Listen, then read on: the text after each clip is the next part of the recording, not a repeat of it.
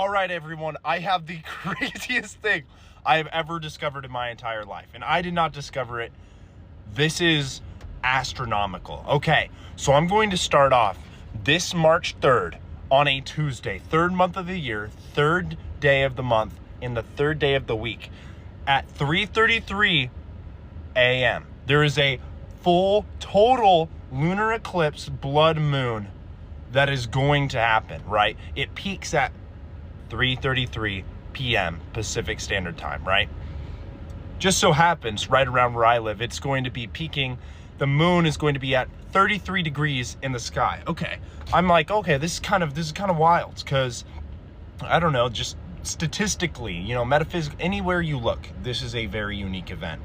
Well, I kind of went into it and I dug a little deeper, and if you add or subtract 333 years from this March 3rd, every single one of those dates going up to 9 times with the mathematical limit of how many times that can happen. Every single one of those days, every 333 years, forward or backwards, is a March 3rd on a Tuesday, 333. I'm like, okay, well, this is crazy. Well, if you go backwards, 333 times 9 is 2,997. If you go back that far, that is the year 971 BC. Solomon first started building the temple to the Lord in that year. So this is the middle point. I'm like, okay, well, that's kind of crazy. The statistical odds of this happening, even on just a mathematical scale, can only happen once every 133,000 years. That's not including the first year happening to be the temple. And that's also not including that Jesus in 33 AD on April 3rd was crucified in his third year of ministry on the third Sabbath, the third Passover, forgive me. In his 33rd year of life, he was on the cross for 3 days. Then he died at 3 p.m. There was a total eclipse again. I forget exactly what, which is in the 9th hour, which historically was 3 p.m. And then on the third day, he rose to release the Trinity. Okay, like, you know, this is a little far-fetched, right? This is kind of out there, except for mathematically it is not. If you look at it, this is the most aligned anything has ever been, ever. And it just so happens, it lines up with Christ's death. Okay, so I'm looking into this, and it's like, okay, well, this is a little weird. I try to keep a spirit of discernment. I kind of separate myself from these things until I know that they are from Christ. And I think that everyone should do that. Try to do things in a good way. I'm looking this up, and I'm like, okay, well, what's a Bible verse associated with 333? It is Jeremiah 33:3, which is my name, Jeremiah. Call unto me, and I shall reveal things which were unknown to you. I'm like, okay, that's pretty coincidental. What? Coincidental. Okay. As I'm looking this up, I'm doing the mathematics. I'm doing all of that. I run a couple of my equations through ChatGPT because some of the calculators were getting a little bit iffy, and I needed some quick info. Oh, your free trial expires. It will renew at 3:33 a.m. I'm like, okay, that's pretty weird. And what led me to all of this is actually the star garnet, the Idaho 6-ray star garnet. And I came in contact with some of these older ones, which happened to be, they were discovered in 1937, I believe.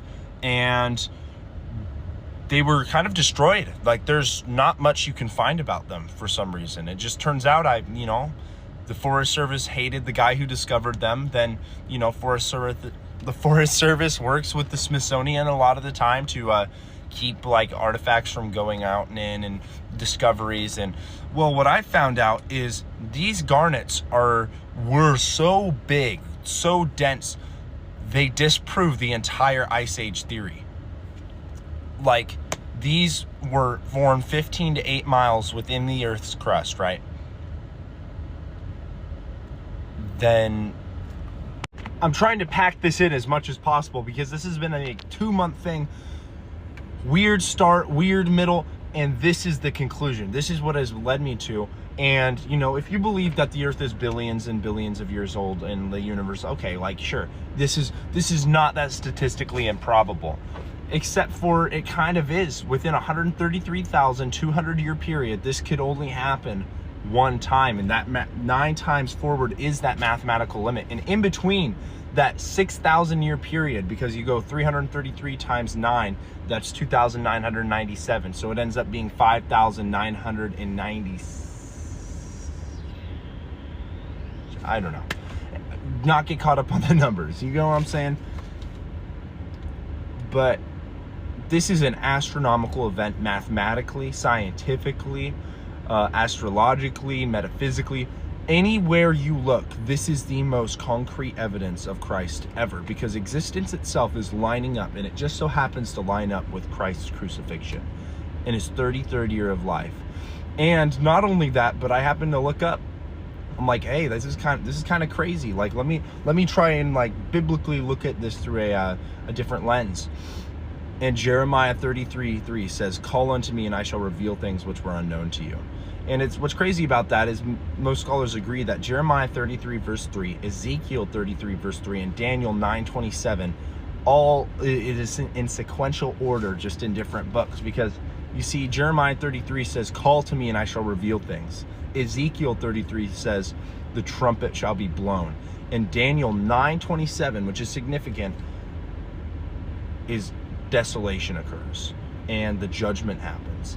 And if you take Jeremiah 33, Ezekiel 33:3, and Daniel 9:27, that mathematical equation, when you add those numerical values together, creates an equation which solves itself and is its own problem infinitely. It is perfection inside of a mathematical equation. And okay, you know, you might not agree with me on some of this, but you can't disagree with me. And I've talked to a lot of people. I've gone through, all these different types of people, pastors, witches, and they all agree. This is the most mathematical, logical equation that will ever happen to prove Christ's existence. And I don't know, tell me I'm wrong. Disagree with me. Try to find something, because at the end of the day, this is the most significant event in all of history. Like, logically impossible. And here I am, it's almost, it's way up there on like the video time, but this is me trying to pack it all in, because this has been a multiple month project that started off with me wanting to make a documentary. And I'm gonna wrap it up with this. I saw some of the original Idaho star garnets for the first time, and since I saw them, I was like filled with like inspiration, like passion, like a drive to do something. Like I've never experienced that in that kind of like seriousness before, where I was talking about them in my sleep, my wife said, and it kind of freaked her out. And the more and more I dive into it, the more and more it just kind of like led me down this rabbit hole. And these garnets, if I looked it up just this week, all of this that I'm saying right now has happened within this week, that has been led by the star garnet kind of like taking a hold of me. I don't know. And I look it up, and the star garnet represents a connection to past and future generations. It also represents a guiding light source, like guiding you to your life's purpose. I'm like, okay, that's kind of crazy. It has guided me to possibly the center point of existence itself, which the center point of existence itself just so happens to line up with the first temple being built in the name of the Lord. And it also happens to not, Jesus' death and crucifixion was outside of this cycle, but it lines perfectly with it. And I don't know, take with that information what you will.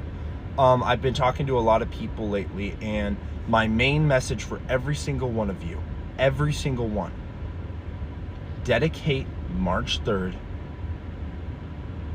to the Lord, and go watch this once in existence event, so you can know what I am saying is in good spirits. I'm not here preaching the end times, none of that. All of this complexity, I want to boil it down and tell you that this was created with you in mind. This was created with us in mind. The fact you're hearing this is more statistically improbable than anything you could ever conceive. And God created it with you in mind. And go on this day and just lay yourself before the Lord and just thank him for the sacrifice he has made, and sacrifice yourself on a spiritual level, and just Be present. All right, amen. I love all of you.